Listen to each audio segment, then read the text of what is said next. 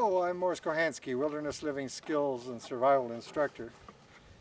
Here we are looking a little bit about concerns about winter travel off the beaten path, what I always want to have in my vehicle, or I feel half naked. All the stuff right off the bat, the thing that I found the most useful that has gotten me out of many embarrassing situations is a good shovel. When I say good shovel, I would say avoid something like this. As compact as it is, some people like these things, but they're just too fragile for what I have in mind. This here is already broken because the people who manufacture them don't realize just how plastic doesn't mix very well with 40 degrees below zero. But a good hefty aluminum shovel, and knowing how not to break it across there, because you can shovel your way out. Now once you shovel your way out, it may take you a while, then you put on chains. And that is a very important thing that has gotten me out of many binds without having to find a tow truck or whatever that's, and before cell phones, then you would wait a long time sometimes for a tow truck to come in the middle of the bush. But today we have the cable type or the chain type. It's your preference. Some people would rather have the regular chains. And as you dig your way out, put on chains, and then you drive out. That is probably countless times in my life, that's the way I got out of trouble with my rhubarbed sort of thing. After the shovel and the chains, the next thing that's come into play an awful lot, and I would dare say that I was Johnny on the spot, quite often coming across someone that's in trouble, and I stop and I unravel my rope and pull them out because they don't have a rope. The situation here is you want a rope. There's two ropes. There's the ones that are elastic and the ones that have very little elasticity. You have to know how not to kill yourself with the elastic ropes, but you find that if you're not very heavy and you find you're trying to pull a vehicle out without doing extensive shoveling, because people are just too lazy to be inclined to shovel themselves free of the snow, then you got to back up and you got to hit the rope to use inertia to get someone out. Better know what your what the hazards are of that type of approach at any rate. And the next thing that has very handy is to have a good set of booster cables. Again, I probably boosted more people than people have boosted me, but I have been occasionally known to let my battery run down for one reason or another. Another thing that over my career I found that I traveled a great deal on roads that are not paved, where the graders run along and they hit rocks that are embedded in the road and little blades are formed, that you can travel 100 kilometers and have 2-3 flat tires. After you have put on your spare and then you get another flat, you're in a kind of a predicament on an isolated road. So one option that I found that very often made a difference is I was able to plug the leaks. And of course a pump is an absolute necessity, which I didn't bring out. In the hierarchy of things, then all the fluids, because if you see your oil light or come on, you're probably not going to travel very far without seizing up. You better make sure you have that. And when your brakes won't work and your power steering seems to, one thing that has occasionally happened is the transmission fluid starts to run low in some of the vehicles and you lose power in that regard. So you should have the oil, transmission fluid, and the brake fluid handy. Another thing that perhaps is helpful is showing up on bad accidents. I have an extremely comprehensive first aid kit here. That normally I'm after something that fits in your shirt pocket, but in the vehicle I have the luxury of being able to carry much heavier loads. There's numerous times when I have had to have a device that cuts trees, an axe is part and parcel with off-road travel on isolated roads. I don't have to say very much about having proper scrapers so that you don't find the issue of scraping your windows clean so onerous that you neglect that sort of field.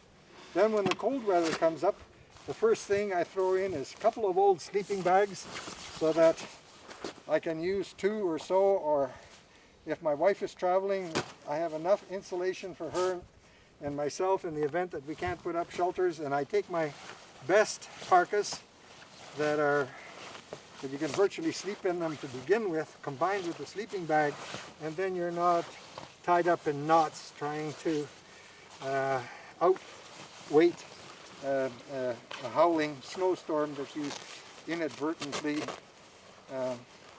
got trapped into. Those things are indispensable as far as I'm concerned, and a person who neglects all these sort of things is playing some form of Russian roulette, which I prefer not to play.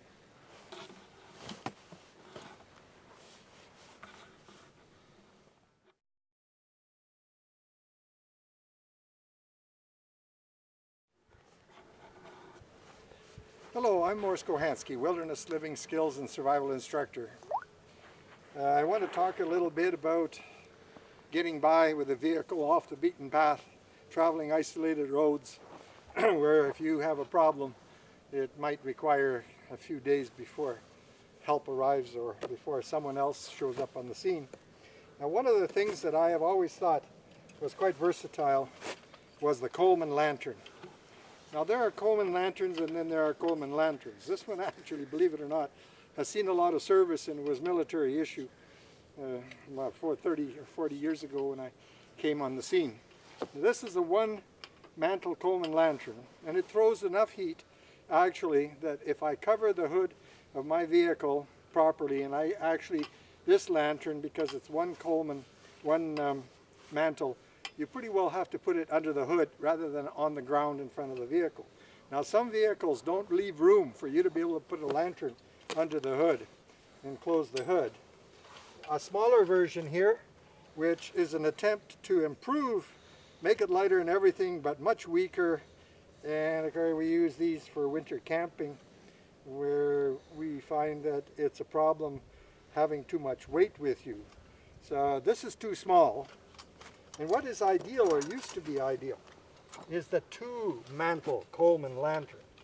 Now that puts out a lot of heat. Here's an old-fashioned lantern that sort of goes back to the days when people built things so that they had a lot of things going for them.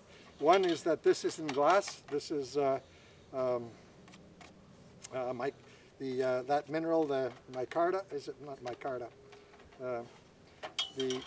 This cannot break if you bump it. There's 2 mantles, and they put out a prodigious amount of heat. And this lantern was made for a Canadian type of fuel called kerosene, or coal oil. And coal oil was formulated as a material that is used for lamps and lanterns indoors, that it produces the minimal amount of obnoxious fumes that are unhealthy. The other lanterns run on high-test gas, which tends to create a problem, and you have to vent the vehicle if you use it inside. Now, if I cover the hood of my vehicle with an old sleeping bag or old comforters or old canvas tarps, so you get 1 or 2 old bags that are maybe pinned together, and they cover the hood, which means that you can heat the area under the hood in a fraction of time than you would otherwise, because there's a lot of heat loss that comes out of the grill that comes way up, and the crack around where the hood doesn't cleave, and this can really be quite important. Now, some people will say that if you got an old blanket and you have a candle in your car, you might bring the temperature up in order to be able to sleep or whatever. Well, that's really a touchy situation rather than having lots of sleeping bags. But we always can find old bags at garage sales and so on. And if one isn't big enough, pin 2 together so that the hood is completely covered. And if there's no room under the hood, you end up having to realize that you've got to stand the lantern at the front, probably near the grill, and include it, and the warmth that evolves from the lantern will warm up your block. A lantern with 2 mantles, one like this, would probably warm up your engine faster than plugging it in when it's 30, 40 below. So whenever I would be off the beaten path and we would park our vehicles for a weekend, other people would have to start theirs on a regular basis to not have them freeze up completely. But in my case, 4 hours or 3 hours before I was going to leave, light my lantern, put it under the hood, and I always found that I could start my vehicle because I would bring the temperature under the hood up to the point where the vehicle would start easily. One thing we learned to never do is to try to heat under the hood of a vehicle using the exhaust of a vehicle that's running. That way you probably won't start the vehicle for the next 2 or 3 days when it gets hoarfrosted up by using that technique.